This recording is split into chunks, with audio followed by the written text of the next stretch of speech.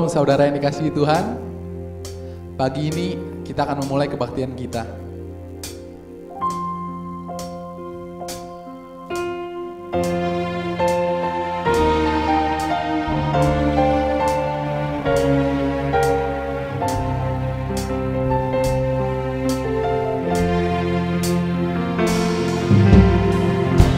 Tiada seperti Kau yang telah menjamah segenap hatiku. Tak seorang pun di dalam hidup ini seperti Kau Tuhan. Tiada seperti Kau yang telah menjamah segenap hatiku. Tak seorang pun di dalam hidup ini seperti Kau Tuhan. Kasih-Mu seperti sungai mengalir, kuasa-Mu menyembuhkan. Air mataku Engkau hapuskan. Tiada seperti Kau.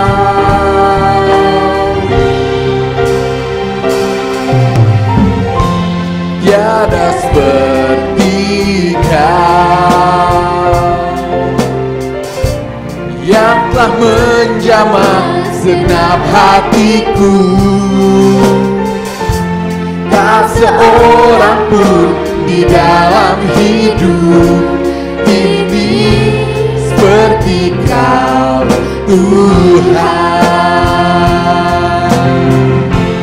Tiada seperti Kau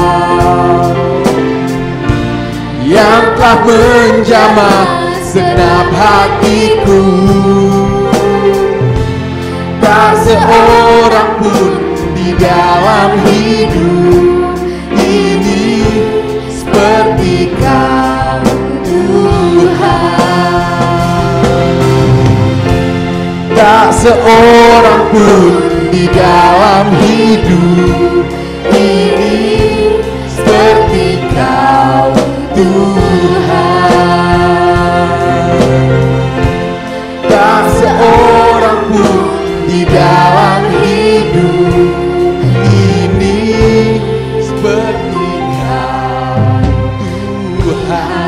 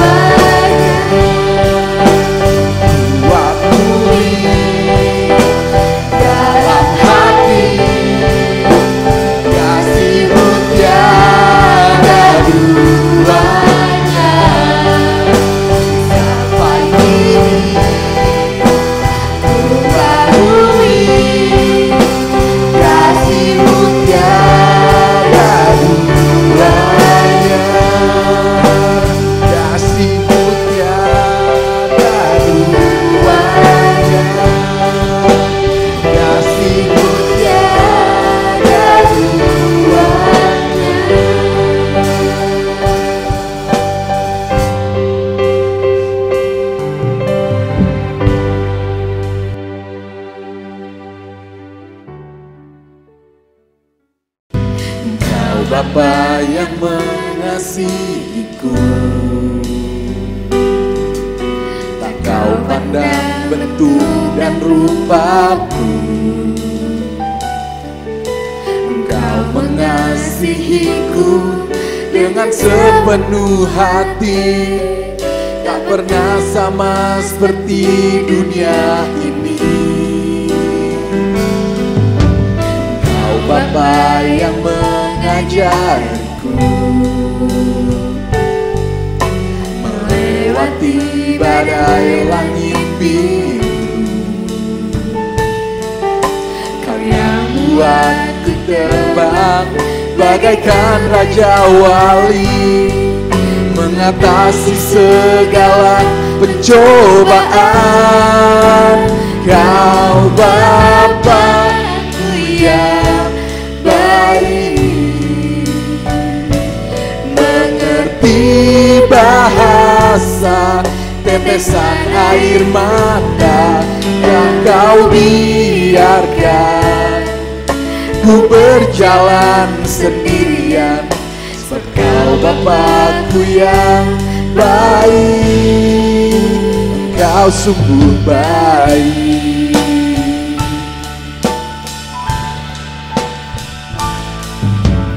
Kau Bapa yang mengasihiku, tak Kau pandang bentuk dan rupa.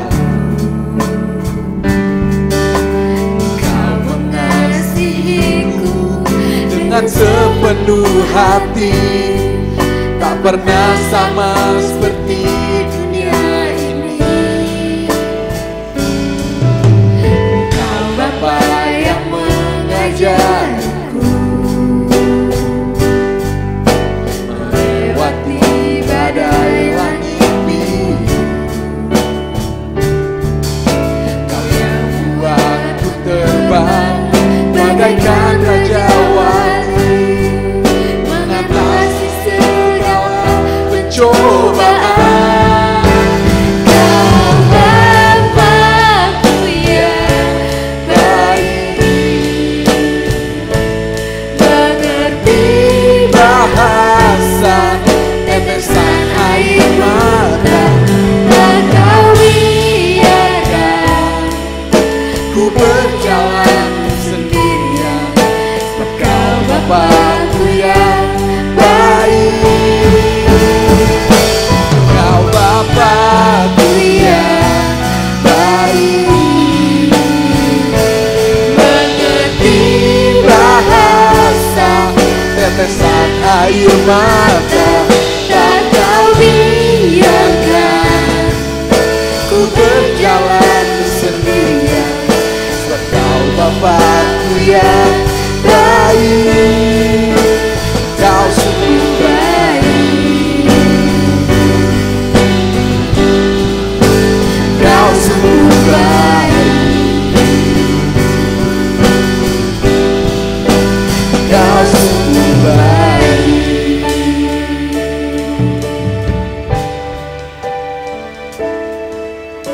Mari kita siapkan hati kita untuk mendengarkan firman Tuhan.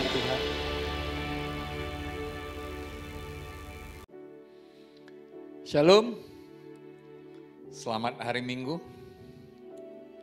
Minggu ini sebenarnya saya mau sampaikan suatu, setelah saya melihat beberapa kejadian di hari-hari ini. Sebenarnya tema yang saya mau sampaikan ini 2 tahun yang lalu, tepatnya di 2018 sudah pernah saya sampaikan. Tapi saya melihat ini sangat relevan sekali untuk bisa disampaikan pada hari-hari ini. Saya mau sampaikan mengenai masalah, problem. Apa ada di sini yang tidak pernah mengalami masalah atau sudah bebas dari masalah? Ya, kita langsung aja ya. Kita buka Yohanes 9 ayat 1 sampai 3. Tema saya hari ini, poin penting saya hari ini diambil dari 3 ayat ini. Kita coba bedah, kita coba lihat ya, untuk kita bisa sama-sama melihat bagaimana kabar baik Tuhan itu dinyatakan dalam hidup kita. Ya, ayat pertama, Yohanes 9 ayat pertama berkata, waktu Yesus sedang lewat, ia melihat seorang yang buta sejak lahirnya. Ayat kedua dikatakan, murid-muridnya bertanya kepadanya, Rabi, siapakah yang berbuat dosa? Orang ini sendiri atau orang tuanya? Sehingga ia dilahirkan buta. Ayat ketiga dikatakan, jawab Yesus, bukan dia, bukan juga orang tuanya, tetapi karena pekerjaan-pekerjaan Allah harus dinyatakan di dalam dia. Kita lihat, kita mulai dari ayat pertama ya. Saya akan coba bedah ayat 1, ayat 2, dan ayat 3. Ayat 1 berkata, waktu Yesus sedang lewat, ia melihat seorang yang buta sejak lahirnya. Buta sejak lahirnya. Apa yang Yesus lihat? Yesus sedang melihat seorang yang buta sejak lahirnya. Tapi di ayat kedua, murid-muridnya langsung berkata, Rabi, siapa yang berbuat dosa? Anda lihat. Apakah Yesus juga sedang melihat ada dosa di orang itu? Perspektif Yesus dengan perspektif murid-muridnya berbeda. Waktu Yesus yang melihat orang buta itu, dikatakan, di ayat ketiga dikatakan, bukan dia, bukan orang tua, tetapi pekerjaan Allah harus dinyatakan di dalam dia. Itu yang Yesus lihat. Yesus melihat suatu kesempatan, Yesus melihat suatu opportunity untuk bisa menunjukkan kemuliaan Tuhan. Tapi murid-muridnya melihat masalah, dosa. Dosa siapa ini? Wow. Kita kembali ke ayat 1 ya. Buta sejak lahir. Saya ajak Anda kembali ke sejak awal. Atau kalau Anda 2 atau 3 minggu yang lalu mendengarkan apa yang saya sampaikan, bahwa kita hidup di dalam dunia yang sudah jatuh ini. Kita hidup di dalam dunia yang penuh konsekuensi akibat jatuhnya dunia ini. Kita coba lihat langsung saja ke Kejadian 3 ayat 17. Kejadian 3 ayat 17 berkata, coba. Lalu firman-Nya kepada manusia itu, karena engkau mendengarkan perkataan istrimu dan memakan dari buah pohon yang telah kuperintahkan kepadamu, jangan makan daripadanya, maka terkutuklah. Wow. Saya ulangin ayat ke-17 ini ya. Ini adalah kisah di mana setelah Adam dan Hawa makan buah pengetahuan baik dan jahat, ya. Lalu firman-Nya kepada manusia itu, karena engkau mendengarkan perkataan istrimu dan memakan dari buah pohon yang telah kuperintahkan kepadamu, jangan makan daripadanya, maka terkutuklah tanah karena engkau. Dengan bersusah payah engkau akan mencari rezekimu dari tanah seumur hidupmu. Coba kita lanjut ayat ke-18-nya. Apa yang ayat 18 katakan?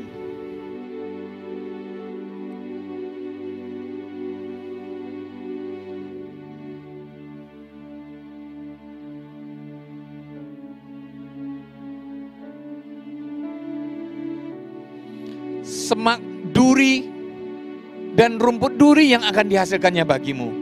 Dan tumbuh-tumbuhan di padang akan menjadi makananmu. Anda lihat, pada saat Adam dan Hawa belum makan buah pengetahuan baik dan jahat itu, tidak ada semak duri. Sebab bumi belum dikutuk. Tapi pada saat mereka makan buah pengetahuan baik dan jahat itu, akibat ketidaktaatan Adam, yang dikutuk bumi. Bumi yang terkutuk. Anda dan saya hari-hari ini hidup di dalam bumi yang sudah dikutuk. Anda dan saya hidup di dalam bumi, dunia yang sudah jatuh itu. Kita hidup di dalam dunia yang penuh dengan konsekuensi-konsekuensi. Wow. Saya coba membawa perikop ini untuk kita memberikan gambaran kepada kita. Saya coba membawa Anda dan saya masuk kepada hal spiritual rasional, dan nanti yang kedua adalah saya coba bawa masuk Anda dan saya kepada hal yang spiritual. Yang awal ini saya mau bawa masuk kita kepada spiritual rasional. Saya mau membukakan rasionalisasi kita bahwa kita hidup di dalam dunia yang sudah jatuh ini. Kita hidup dalam dunia yang penuh dengan konsekuensi-konsekuensi. Ya, untuk menggambarkan kepada Anda lagi, saya coba kita buka di Bilangan 21. Mulai dari ayat 4.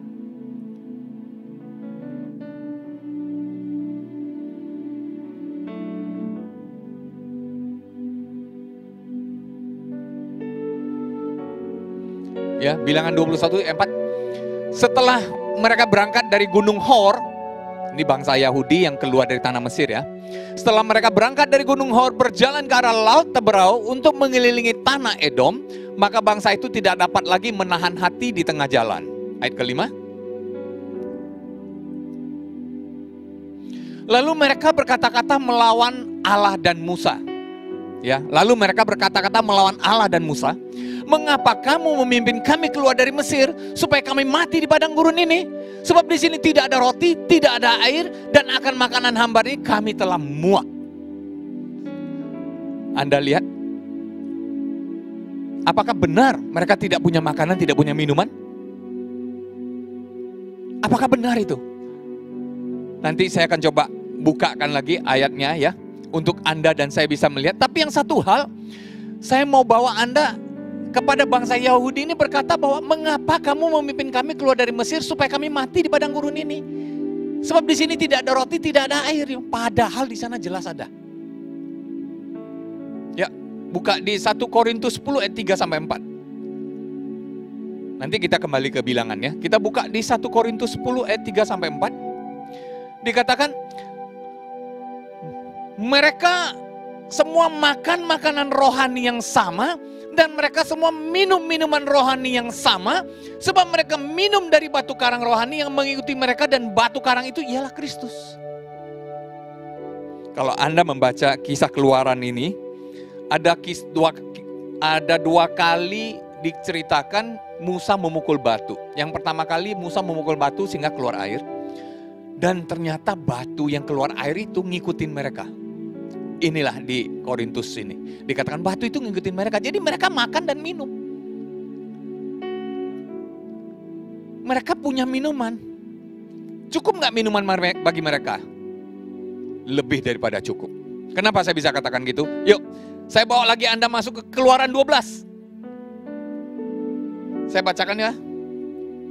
Keluaran 12 ayat 31. Keluaran 12 ayat 31 berkata, ini kisah mereka mau keluar dari Mesir ya.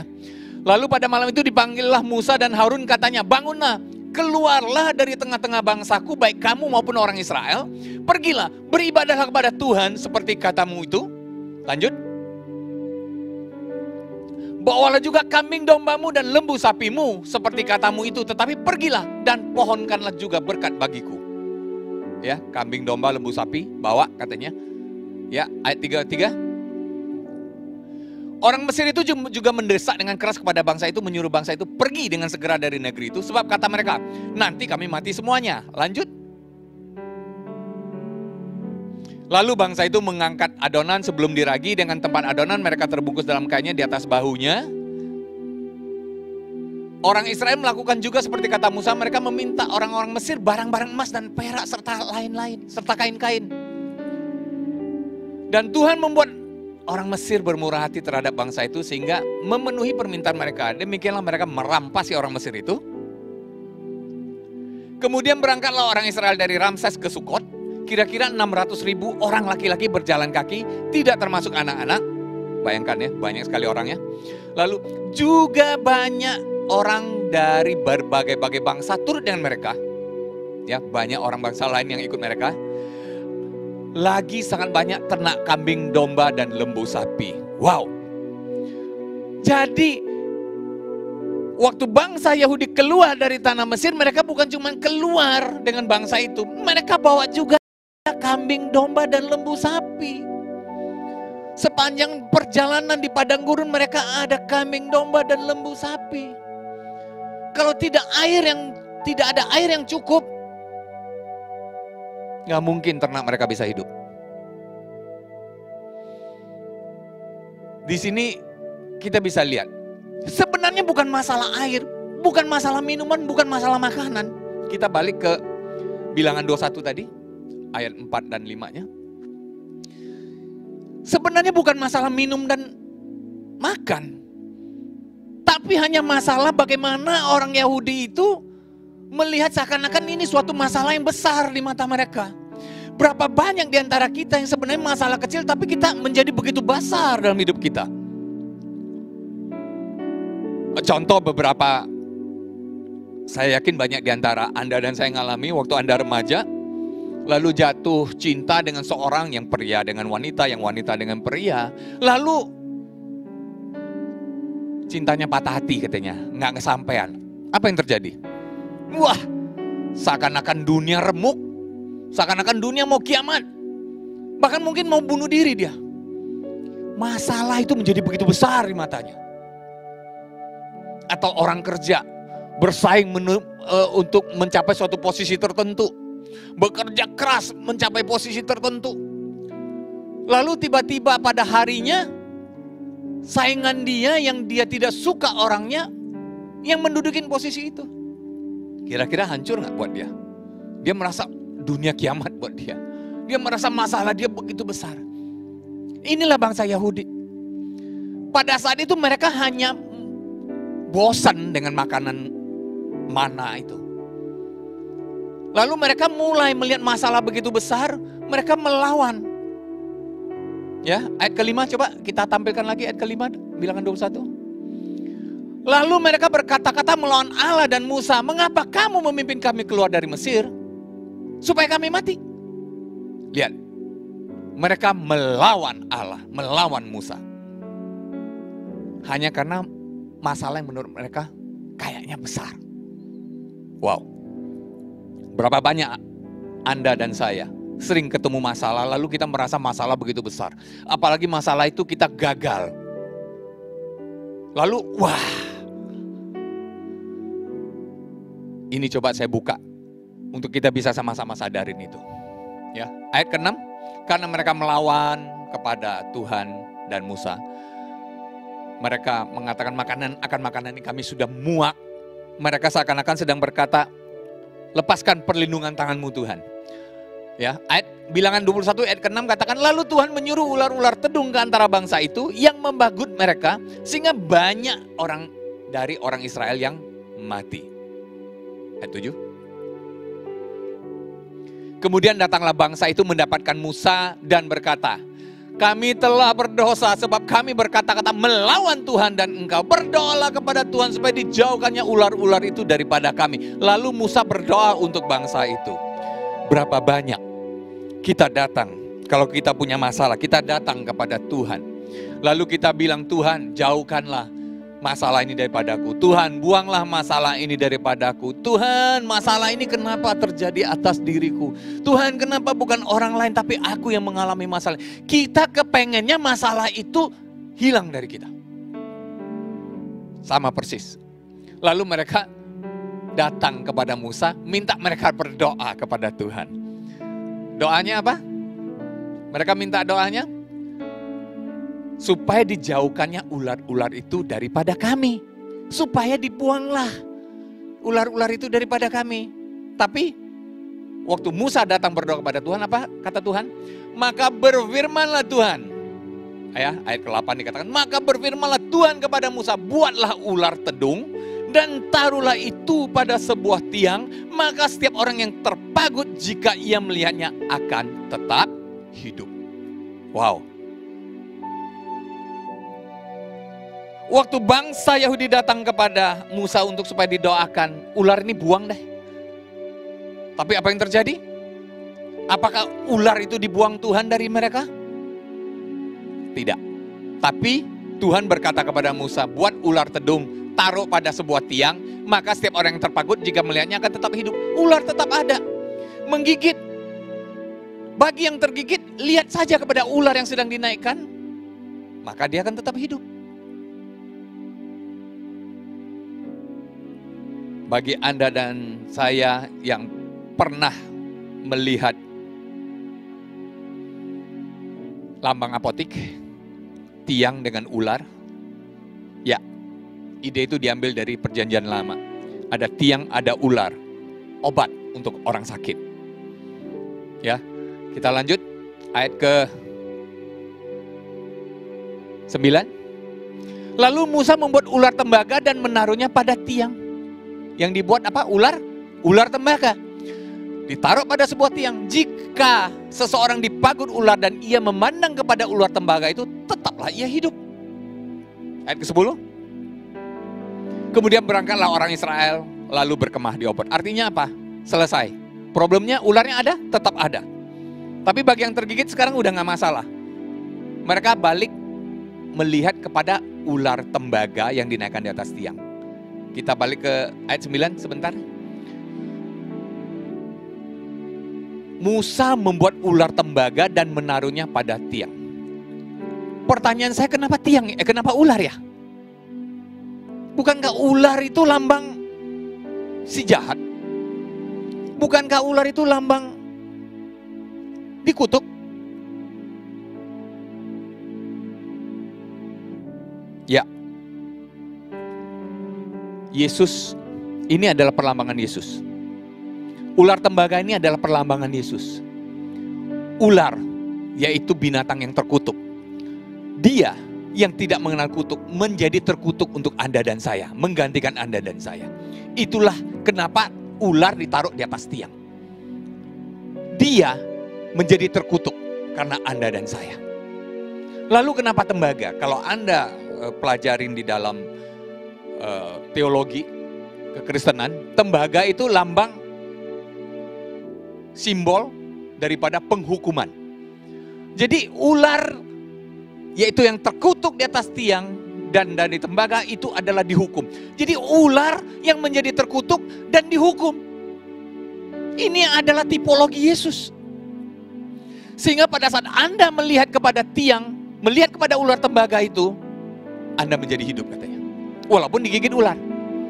Artinya, masalah boleh tetap ada. Mungkin masalah itu hanya ada yang nggak kena gigit ya, hanya takut-takut saja. Tapi bahkan sekalipun bagi Anda yang tergigit, saat Anda melihat kepada ular tembaga, maka Anda tetap hidup. Artinya bersama Yesus masalah Anda akan selesai. Masalah Anda akan diatasi. Masalah Anda akan dibereskan Tuhan. Amin. Nah, perspektif ini yang saya mau bawa kepada Anda dan saya, bahwa kita hidup di dalam dunia yang sudah penuh dengan konsekuensi, dunia yang sudah jatuh, dan masalah itu tidak akan pernah hilang. Masalah selalu ada. Tetapi puji Tuhan, Dia yang akan melakukan lebih banyak lagi hal-hal di dalam kehidupan kita. Sehingga apapun masalah Anda, apapun masalah saya, semua itu akan Tuhan bereskan. Kemuliaan-Nya lah yang akan dinyatakan. Amin. Ya, jadi Yohanes 9 ayat pertama ini buta sejak lahir. Masalah. Murid-murid melihat itu masalah. Anda dan saya melihatnya sepertinya masalah. Mari kita sadar satu hal. Secara rasional, kita hidup dalam dunia yang sudah jatuh. Masalah selalu ada. Masalah tidak pernah selesai. Anda mungkin berkata, oh kalau dia mah gak ada masalah, karena Anda mengukur dari masalah Anda. Bagi orang yang berkekurangan secara ekonomi, dia melihat orang yang punya kemampuan ekonomi lebih tinggi akan berkata, wah lu gak tahu masalah gua. Sementara orang yang punya ekonomi yang lebih kuat mungkin, tapi dia akan berkata, lu gak tahu masalah gua. Tidak ada satu manusia pun di muka bumi ini yang lepas dari masalah. Masalah selalu ada. Anda hidup dalam dunia yang sudah jatuh. Tapi tenang. Tidak usah khawatir. Ada Tuhan Yesus. Ada amin. Ada Tuhan Yesus. Ini sengaja saya bawa Anda dan saya untuk bisa melihat bahwa bangsa Yahudi, sekalipun digigit ular tedung yang mematikan, itu tidak menjadi masalah buat mereka saat mereka melihat kepada ular tembaga yang dinaikkan di atas tiang. Yaitu lambang Kristus yang di atas kayu salib. Amin. Ya, kita coba masuk lagi ke persoalan masalah ini ke dalam hal yang kedua. Yohanes 9 ayat 2 berkata, murid-muridnya bertanya kepadanya, Rabi, siapakah yang berbuat dosa? Orang ini sendiri atau orang tuanya sehingga ia dilahirkan buta? Siapa yang berbuat dosa? Pertanyaannya, siapa yang berbuat dosa? Jadi waktu murid-muridnya melihat masalah, ada masalah yaitu buta sejak lahir, mereka langsung otomatis berpikir, siapa yang bikin dosa? Berapa banyak Anda dan saya punya pola pikir yang sama? Saat Anda dan saya masuk jatuh di dalam persoalan, masalah yang gak nyaman, yang rasanya pelik, lalu Anda berkata, saya bikin dosa apa ya sampai begini? Berapa banyak Anda punya pola pikir seperti murid-murid Yesus? Selalu melihat hanya kepada dosa, kepada dosa, kepada dosa. Nah, ini yang coba saya mau bedah secara spiritual pagi hari ini. Dosa dalam bahasa Yunaninya hamartia. Artinya tidak tepat sasaran, melenceng dari sasaran. Itu namanya hamartia. Dosa. Nah, banyak dari kita yang tidak bahasa Jawanya ngeh. Banyak dari kita tidak ngeh bahwa dosa itu sebenarnya terdiri dari dua kata, bukan dua kata, maaf, ada dua pengertian, satu kata benda dan satu kata kerja. Yang satu kata kerja artinya berbuat dosa, yang satu kata benda. Kata benda itu menunjukkan status dosa. Nah, waktu murid-murid Yesus melihat kondisi yang buta itu lalu berkata, Tuhan, siapa yang berbuat dosa? Itu tentunya mereka sedang berpikir akibat perbuatan dosa, tapi status dosa itulah yang menyebabkan seseorang mengalami hal seperti ini. Ya, kita buka di 2 Korintus 5 ayat 21. 2 Korintus 5 ayat 21 berkata, Dia yang tidak mengenal dosa telah dibuatnya menjadi dosa karena kita, supaya dalam Dia kita dibenarkan oleh Allah. Dosa di sini dalam bahasa Yunaninya adalah kata benda, hamartian, kata benda. Jadi Dia, yaitu Yesus yang tidak mengenal dosa, yaitu Yesus yang tidak punya status dosa, tapi dibuatnya menjadi berstatus dosa karena siapa? Karena Anda dan saya. Supaya di dalam Dia kita dibenarkan. Status dosa kita diambil oleh Yesus. Kita tahu persis Yesus tidak pernah berbuat dosa. Tapi kenapa Dia di atas kayu salib? Karena Dia menanggung Anda dan saya. Karena status dosa Anda dan status dosa saya diambil oleh Yesus di atas kayu salib. Supaya Anda dan saya dibenarkan oleh Allah. Amin. Status dosa Anda sudah diambil Yesus. Bagi Anda yang ada di dalam Kristus, mari kita sadarin, mari kita mengerti bahwa status dosa Anda dan status dosa saya sudah diambil Yesus, dan Dia sudah selesaikan itu di atas kayu salib. Pak, masa begitu gampangnya? Yes, begitu sederhananya. Kasih cinta Tuhan itu is too good to be true. Anda ingat tadi yang kita barusan cerita? Kita barusan bacakan ayatnya di Bilangan. Semua yang dipakut ular, sewaktu mereka melihat kepada ular tembaga yang dinaikkan di atas tiang, mereka menjadi hidup. Mereka tidak mati. Apa yang sudah dilakukan oleh orang-orang itu? Apa yang sudah diperbuat oleh orang-orang itu? Tidak ada. Tidak ada satupun yang sudah berbuat apa-apa.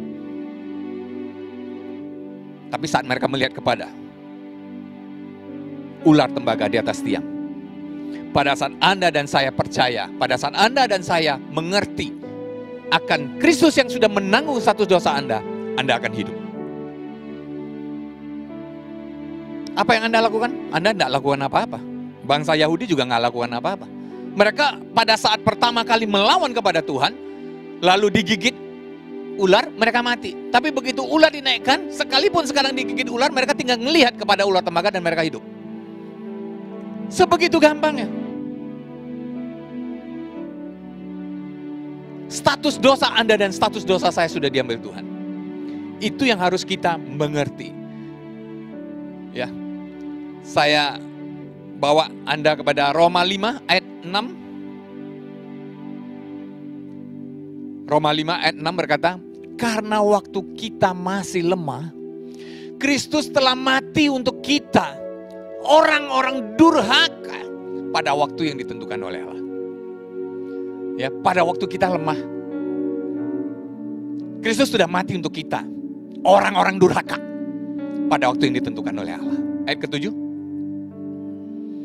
Sebab tidak mudah seorang mau mati untuk orang yang benar, tetapi mungkin untuk orang yang baik ada orang yang berani mati.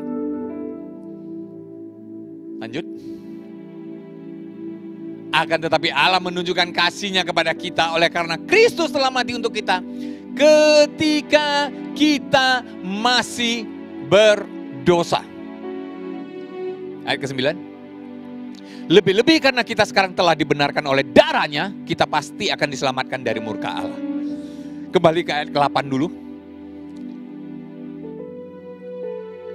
Akan tetapi Allah menunjukkan kasih-Nya kepada kita oleh karena Kristus telah mati untuk kita ketika kita masih berdosa.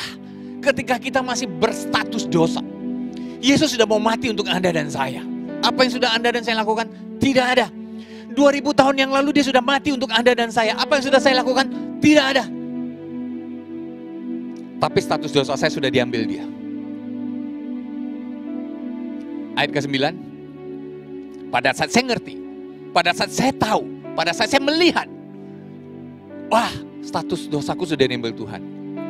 Lebih-lebih karena kita sekarang telah dibenarkan oleh darah-Nya, kita pasti akan diselamatkan dari murka Allah. Wow. Saya mau bawa Anda kepada saya untuk bisa melihat satu perspektif bahwa pada saat Anda ketemu dengan masalah, pikiran pertama Anda dan saya harus firm, harus yakin bahwa masalah memang tidak akan pernah hilang dari muka bumi ini. Selama Anda dan saya masih hidup, masalah itu tetap ada. Yang kedua, saya mau bawa Anda kepada saya untuk firm bahwa masalah apapun itu bukan karena dosa Anda dan saya. Dosa Anda dan saya, perbuatan dosa Anda dan saya tidak sekalipun bisa menghalangi cinta Tuhan untuk mengasihi Anda dan saya. Perbuatan dosa Anda dan saya tidak bisa menghalangi pertolongan Tuhan atas hidup Anda dan saya. Saya adalah salah satu bukti hidupnya. Pada saat terkelam dalam hidup saya, pada saat saya terpuruk dalam hidup saya, pada saat saya sedang melakukan hal-hal yang begitu jahat,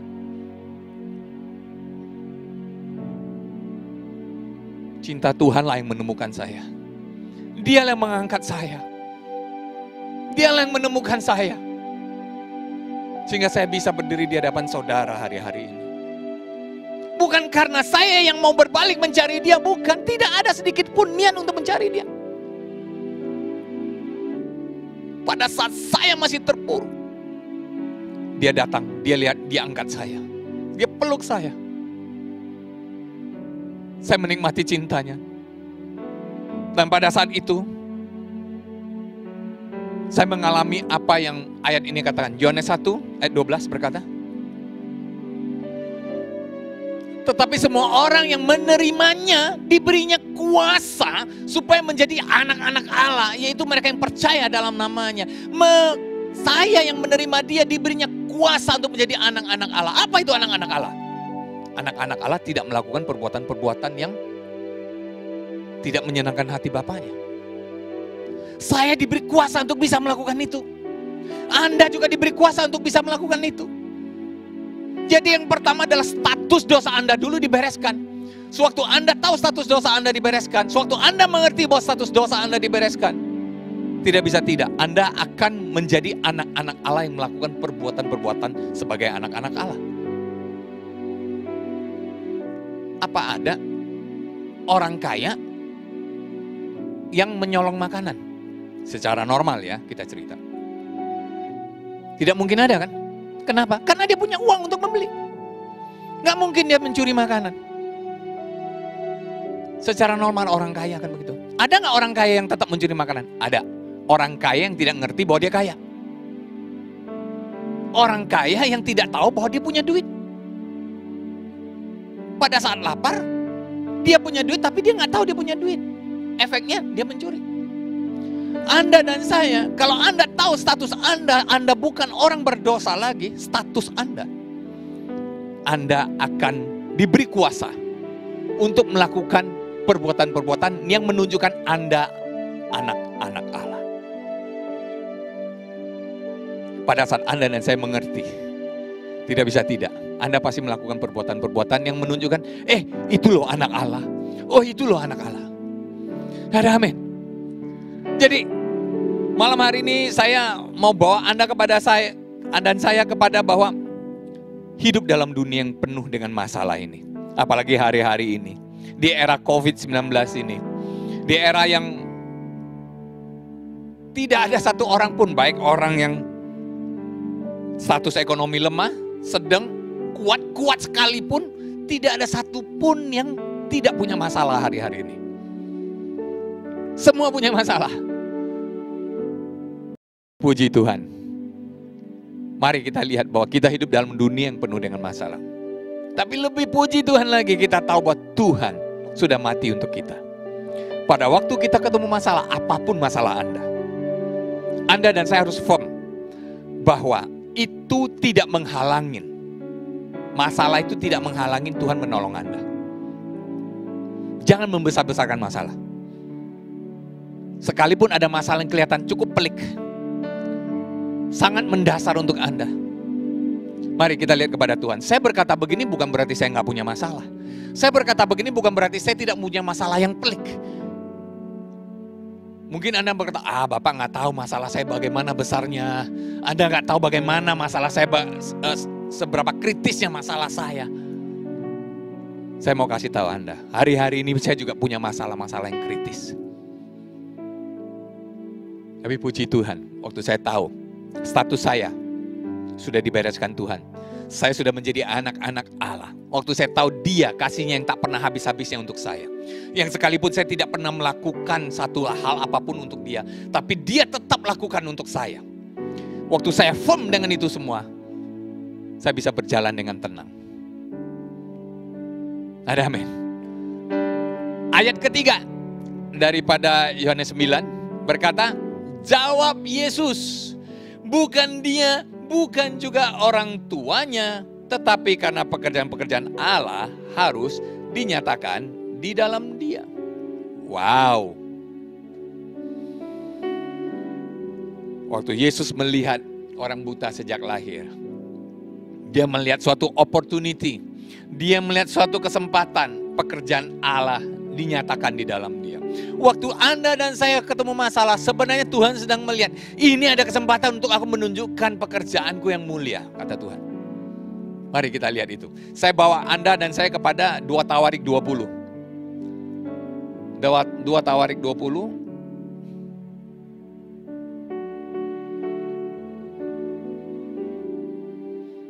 Ya, saya baca saja. Ayat 1 sampai 4 saya bacakan. Ya. Setelah itu Bani Moab, jadi ada Bani Moab, Bani Amon datang berperang melawan Yosafat bersama-sama sepasukan orang Meunim. Jadi ada 3 bangsa. Moab, lalu Amon, Meunim. Ya, oke, lanjut. Ayat kedua. Datanglah orang memberitahukan Yosafat, suatu laskar yang besar datang dari seberang laut Asin, dari Edom, menyerang tuanku. Sekarang mereka di Hazezon Tamar, yang ini En-Gedi. Ayat ketiga. Yosafat menjadi takut, lalu mengambil keputusan untuk mencari Tuhan. Ia menyuruhkan kepada seluruh Yehuda supaya berpuasa. Ayat keempat.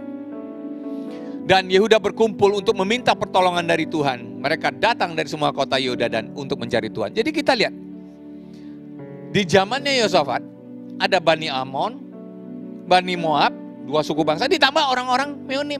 3 suku besar batang mau memerangin dia. Bisa apa? Enggak bisa apa-apa. Dia tahu dia nggak bisa berbuat apa-apa. Kita langsung loncat ya, ayat ke-12 yuk. Langsung ayat ke-12. Ya Allah kami, tidakkah Engkau akan menghukum mereka karena kami tidak punya kekuatan untuk menghadapi laskar besar ini. Dia mengakui dia nggak punya kekuatan untuk menghadapi laskar ini, Yosafat. Ya, dia berteriak kepada Tuhan. Kami tidak tahu apa yang harus kami lakukan, tetapi mata kami tertuju kepadamu. Wow, saya jadi teringat di bilangan tadi, bangsa Yahudi yang digigit ular, matanya tertuju kepada ular. Mata kami tertuju kepadamu, dia bilang ya. Lanjut ayat ke-13. Sementara itu seluruh Yehuda berdiri di hadapan Tuhan, juga segenap keluarga mereka dengan istri dan anak-anak mereka. Lalu Yahaziel bin Zakaria bin Benaya bin Matanya, seorang Lewi dari Bani Asaf, dihinggapin roh Tuhan di tengah-tengah mereka. Dan berseru, camkanlah hai seluruh Yehuda dan penduduk Yerusalem dan tuanku Raja Yosafat. Beginilah firman Tuhan kepadamu.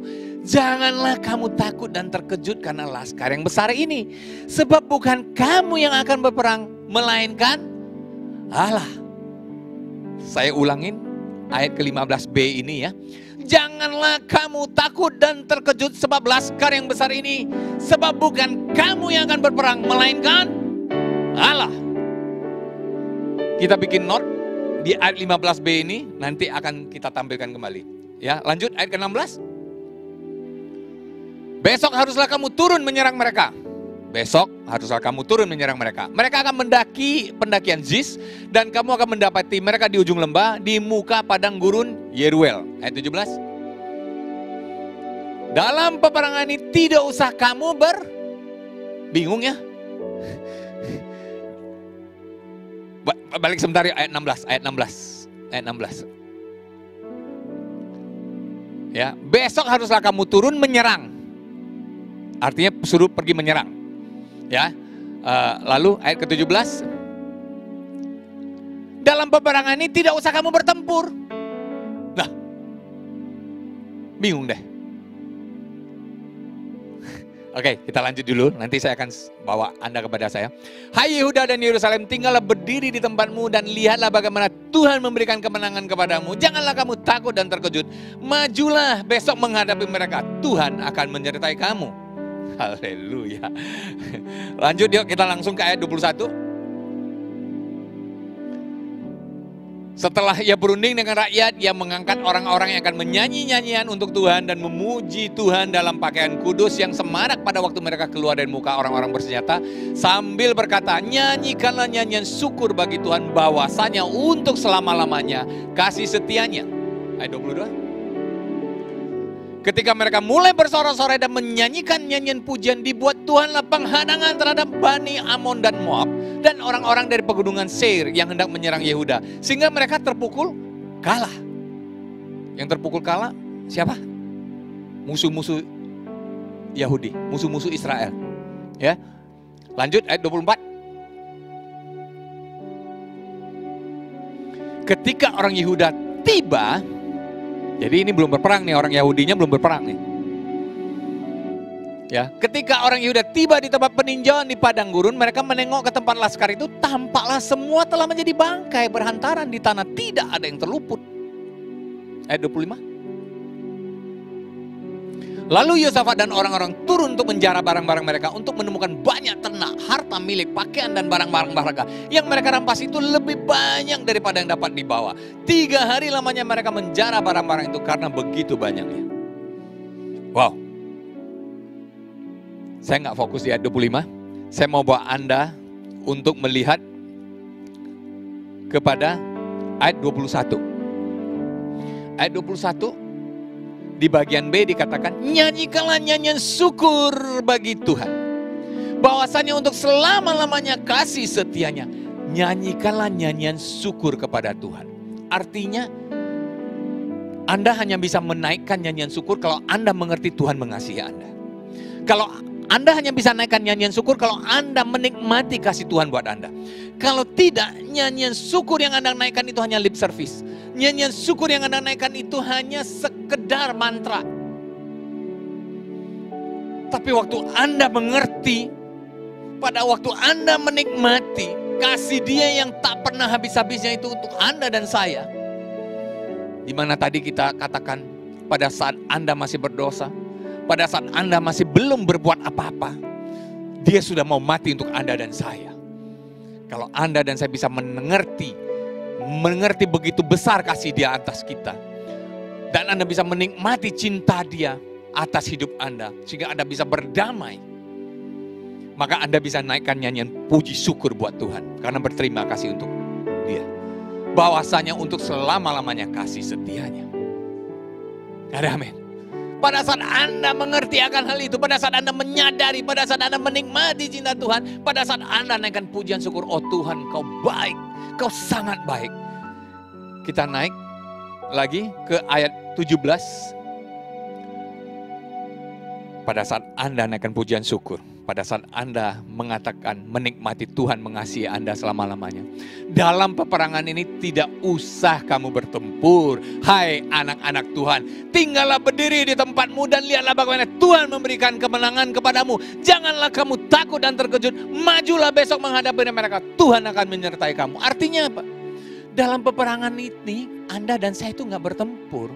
Tapi dalam peperangan ini Anda dan saya maju menghadapi masalah yang Anda lakukan apa yang harus Anda lakukan. Anda punya masalah, saya punya masalah. Apa masalah Anda? Bagaimana secara logika Anda berpikir Anda harus melakukannya? Anda lakukan saja. Tuhan kayaknya solusi masalah saya begini. Ya sudah, lakukan saja. Anda pikir Anda punya solusi, Anda lakukan. Tapi Anda harus tahu bahwa bukan Anda yang berperang. Anda hanya melakukan apa yang harus Anda lakukan. Bangsa Yahudi, Yehuda dan Yerusalem, mereka maju menghadapi musuh-musuhnya. Mereka turun menghadapi musuh-musuhnya. Tapi apakah mereka berperang? Tidak. Dalam peperangan ini tidak usah kamu bertempur katanya. Ya. Ayat ke-15b, kita balik ke 15 yang B. Janganlah kamu takut dan terkejut karena laskar yang besar ini, sebab bukan kamu yang akan berperang, melainkan Allah. Wow. Waktu Anda dan saya punya masalah, kita bisa menganalisa masalah kita. Lalu kita bisa menyimpulkan, sepertinya Tuhan saya harus melakukan ini untuk menyelesaikan masalah ini. Lakukan saja. Seperti bangsa Yahudi. Mereka maju melakukan. Tapi lalu apa yang terjadi? Bukan kamu yang berperang, melainkan Allah. Waktu Anda dan saya melihat suatu masalah, poin pertama, kita bisa melihat bahwa normal, hidup di muka bumi ini selalu ada masalah. Nggak usah membesar-besarkan masalah. Poin kedua, Anda dan saya firm, yakin, punya dasar yang kuat bahwa masalah ini bukan karena dosa Anda dan saya. Sebab status dosa Anda dan saya sudah selesaikan sama Tuhan. Jadi masalah tetap ada dan Anda tidak perlu mengkambing hitamkan perbuatan dosa Anda. Anda tidak perlu mengkambing hitamkan status dosa Anda. Anda tidak perlu mencari-cari apa yang sudah saya salah lakukan. Karena status dosa Anda sudah Tuhan bereskan. Yang jelas pada saat Anda punya masalah, hadapin. Hidup penuh konsekuensi di muka bumi ini. Tuhan katakan kepada Adam, karena engkau tidak menurutin apa perintahku, yaitu jangan makan buah itu, maka terkutuklah tanah. Jadi bukan Adam yang dikutuk, tapi tanah yang dikutuk. Konsekuensinya ada. Anda dan saya hari-hari ini hidup di dalam dunia yang sudah jatuh ini. Masalah boleh ada. Kita nggak usah pusing dengan masalah. Nggak usah membesarkan masalah. Kita juga tidak perlu khawatir bahwa masalah ini akibat apa. Seperti murid Yesus yang berkata, siapa yang berbuat dosa Tuhan? Orang tuanya atau dia? Mereka mencari-cari. Anda dan saya tidak perlu mencari-cari. Anda dan saya harus firm bahwa dosa Anda, dosa saya, status dosa Anda, status dosa saya sudah Tuhan bereskan. Sehingga masalah itu tidaklah menjadi suatu hal yang menghantui Anda dan saya. Lalu kita pikirkan secara logika kita, apa yang harus kita lakukan di dalam menghadapi masalah ini. Kita berjalan di dalam penyelesaian masalah secara logika kita. Sepertinya kita maju berperang, seperti tadi ditawari. Maju berperang, kita pergi berperang sepertinya. Tapi Anda dan saya mesti tahu, punya dasar yang firm, kuat bahwa Tuhan mengasihi saya. Status dosa saya sudah Tuhan bereskan. Ini masalah-masalah biasa yang ada dalam muka bumi ini. Sehingga pada waktu Anda dan saya maju dengan kasih Tuhan, mengucap syukur akan kebaikan Dia, cinta Dia buat Anda dan saya, Anda akan tahu Dia yang akan berperang, bukan Anda, bukan saya.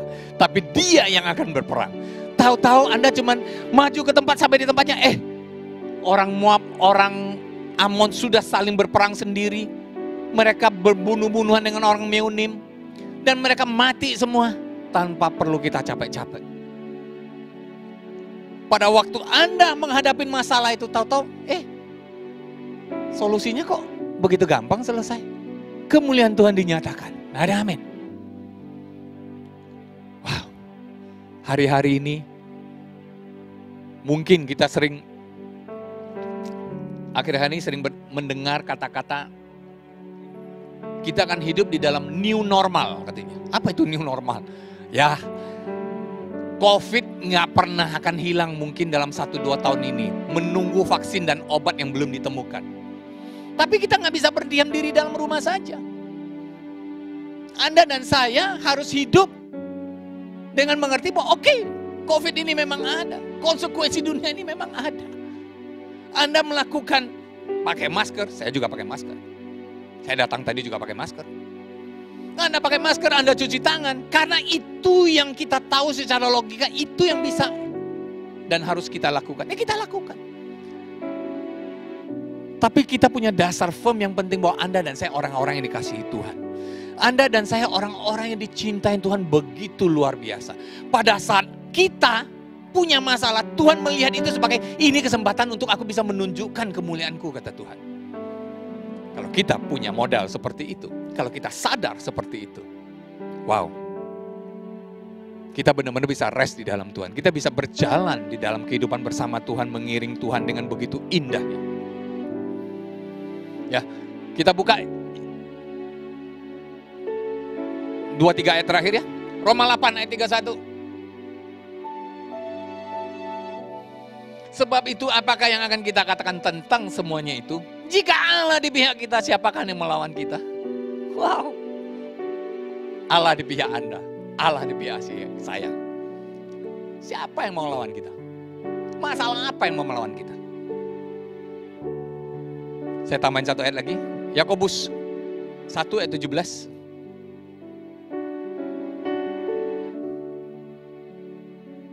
Yakobus 1 ayat 17. Setiap pemberian yang baik, setiap anugerah yang sempurna, datangnya dari atas, diturunkan dari Bapa segala terang, padanya tidak ada perubahan atau bayangan karena pertukaran. Jadi semua yang Anda terima yang baik itu datangnya dari Tuhan. Wow. Dahsyat ya Tuhan kita. 2 ayat terakhir. 1 Tesalonika 5 ayat 8. Tetapi kita yang adalah orang-orang siang, maksudnya adalah orang-orang terang, maksudnya adalah orang-orang yang status dosa Anda sudah diambil sama Tuhan. Artinya Anda dan saya adalah orang-orang benar, Anda dan saya adalah orang-orang kudus, tetapi kita yang adalah orang-orang benar. Baiklah kita sadar, berbaju zirahkan iman dan kasih. Artinya apa? Memakai iman dan kasih. Kasih siapa? Iman siapa? Dari Tuhan. Anda punya kasih? Belum tentu. Tapi kasih Tuhan sudah jelas buat Anda dan sudah pasti untuk Anda. Kasih Dia dicurahkan atas hidup Anda dan saya. Mari kita adalah orang-orang benar, kita pakai perlindungan kasih Tuhan, terima cinta Tuhan, dan berketopongkan pengharapan keselamatan. Artinya memakai pelindung kepala pengharapan keselamatan. Artinya apa? Hati Anda nikmati kasih Tuhan. Karena Anda adalah orang-orang terang. Anda adalah orang-orang siang. Nikmati cinta Tuhan secara roh, secara spirit, secara hati Anda menikmati cinta Tuhan, kasih Tuhan, kekuatan iman Tuhan. Tapi pikiran Anda berketopong pengharapan, yaitu rasionalisasi Anda punya pengharapan di dalam Tuhan. Ya itu makanya tadi saya dari awal katakan saya sisi spiritual rasional dan sisi spiritual. Dua ini kita harus punya. Bukan cuma secara hati, tapi juga secara rasional kita juga mesti ngerti bahwa Tuhan mengasihi kita. Sebab kalau tidak, Anda akan ragu. Karena pikiran ini akan mengganggu Anda terus. Oleh sebab itu berketopongkan pengharapan keselamatan. Berketopong memakai pelindung kepala Anda bahwa Tuhan mengasihi Anda. Dan Dia sudah buktikan mengasihi Anda. Tadi saya cerita soal bagaimana Adam yang berbuat salah, tapi yang dikutuk tanah. Lalu kita juga cerita bagaimana bangsa Yahudi yang digigit ular yang tidak berbuat apa-apa, hanya melihat kepada ular mereka hidup. Itu semua tipologi untuk menunjukkan bahwa Tuhan mengasihi Anda begitu dahsyatnya. Tuhan mencintai Anda begitu dahsyatnya. Itu yang Anda dan saya mesti mengerti secara rasional. Secara spiritual mari kita nikmati cinta Tuhan. Kita nikmati kasih Dia. Anda yang masih berdosa, Dia mati untuk Anda. Anda mesti tahu itu. Sehingga kita kuat di dalam hati, di dalam pikiran. Sehingga kita sungguh bisa menunjukkan bahwa kita adalah anak-anak siang. Ya. Satu ayat terakhir, 2 Korintus 3 ayat 18 berkata, dan kita semua mencerminkan kemuliaan Tuhan dengan muka yang tidak berselubung. Dan karena kemuliaan itu datangnya dari Tuhan yang adalah Roh, maka kita diubah menjadi serupa dengan gambarnya dari kemuliaan yang semakin besar. Anda dan saya mencerminkan kemuliaan Tuhan. Kalau Anda dan saya ngerti bahwa Anda sudah menjadi anak-anak Allah, Anda tahu bahwa Anda adalah anak-anak Allah, Anda tidak akan berpikir melakukan hal yang aneh-aneh. Tapi Anda akan melihat bagaimana kemuliaan Tuhan semakin hari semakin nyata dan besar dinyatakan dalam hidup Anda dan saya. Ada amin. Hari ini saya mau sampaikan bahwa masalah tetap ada. Kita hidup di dalam dunia yang sudah jatuh. Tidak perlu besar-besarkan masalah. Dan masalah itu bukan akibat daripada status dosa saya. Tapi masalah adalah akibat konsekuensi yang ada di dalam dunia ini. Kemudian kita juga punya dasar bahwa Tuhan mengasihi kita dengan begitu dahsyatnya. Dari awal penciptaan Dia sudah mengasihi kita. Pada saat Anda dan saya belum melakukan apa-apa, Dia sudah mau mati untuk Anda dan saya. Sehingga kita punya firm, punya kekuatan bahwa masalah boleh ada. Kita tahu Tuhan mengasihi kita. Kita berjalan di dalam penyelesaian masalah yang ada. Dan kita akan melihat kemuliaan Tuhan dinyatakan semakin hari semakin dahsyat. Ya. Yohanes 9 ayat ke-7. Yohanes 9 ayat ke-7.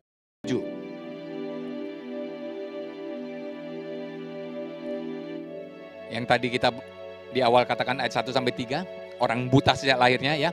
Lalu pergilah, basuhlah dirimu dalam kolam Siloam. Siloam artinya yang diutus. Maka pergilah orang itu, orang buta itu, yang buta sejak lahirnya. Ia membasuh dirinya, lalu kembali dengan matanya sudah melek. Buta sejak lahir, melek. Keajaiban yang begitu luar biasa. Yang gak punya pengharapan. Tapi Tuhan nyatakan. Apa masalah Anda? Masalah Anda dan saya itu masalah kecil di hadapan Tuhan. Fokus sama Tuhan, fokus sama cinta Dia, fokus sama apa yang sudah Dia buktikan. Cinta Dia yaitu Dia mati di atas kayu salib. Itu sudah Dia buktikan, apalagi yang Anda butuhkan. Ada amin. Puji Tuhan. Minggu ini selesai, apa yang mau saya sampaikan? Kiranya bisa memberkati kita semua. Dan juga memberkati saya yang menyampaikannya. Sehingga saya juga berjalan di dalam menghadapi masalah-masalah saya. Saya berjalan di dalam firm kasih-Nya Tuhan atas hidup saya. Sehingga semakin hari saya bisa mengatakan Tuhan baik. Sehingga semakin hari semakin kemuliaan Tuhan dinyatakan dalam hidup saya. Sehingga saya bisa melihat penyelesaian masalah saya yang saya bisa berkata itu bukan saya yang lakukan. Tapi Tuhan yang lakukan. Itu bukan saya yang berperang, tapi Tuhan yang berperang untuk saya. Wow. Haleluya, haleluya. Puji Tuhan. Saya ajak kita semua masuk di dalam doa sebelum kita akhiri sesi kita di minggu pagi ini. Bapa di surga, anakmu mengucap syukur kepadamu. Sebab anakmu bisa menikmati akan cintamu yang sudah kau curahkan berlimpah-limpah dalam hidup ini. Aku berdoa untuk menikmati cinta yang sama ini boleh dinikmati oleh kami semua yang mendengarkannya. Sehingga semakin hari kami semakin bisa firm dan yakin berjalan di dalam kehidupan kami ini dan kami tahu penolong kami, yang menggendong kami, yang melindungi kami, yang bahkan berperang bagi kami adalah Engkau sendiri Tuhan. Terima kasih Yesus. Terima kasih Tuhan. Oh haleluya, haleluya. Pagi hari ini saya mau berdoa buat Anda yang baru kali ini mendengarkan mungkin, dan Anda belum menerima Tuhan Yesus dan sebagai juru selamat dalam kehidupan Anda, dan Anda mau menerima Dia sebagai Tuhan dan juru selamat dalam kehidupan Anda. Saya mau berdoa buat Anda. Terimalah kasih karunia Tuhan. Terimalah cinta Yesus atas hidupmu yang sudah Dia buktikan untuk mati di atas kayu salib sewaktu Anda belum melakukan apapun untuk Dia. Terimalah Dia sebagai Tuhan dan juru selamat. Perkatakan di dalam hatimu, perkatakan di dalam bibirmu, Tuhan Yesus, saat ini aku menerima Engkau sebagai Tuhan dan juru selamat pribadiku dari sekarang sampai selama-lamanya. Terima kasih Tuhan. Terima kasih Yesus. Saat ini juga aku berdoa, aku mendeklarasikan doa, dan aku menyatakan kasih Tuhan Yesus yang dilimpahkan, yang dicurahkan, yang tak pernah habis-habisnya, yang tak pernah terukur akan kedalaman, ketebalannya, kelebarannya, dicurahkan atas setiap kami yang mendengarkannya. Dan kami menikmati semua cinta kasih Tuhan. Di dalam nama Tuhan Yesus, setiap kita yang menerima cinta Dia, kita katakan bersama-sama, amin, amin. Selamat hari Minggu, Tuhan Yesus memberkati.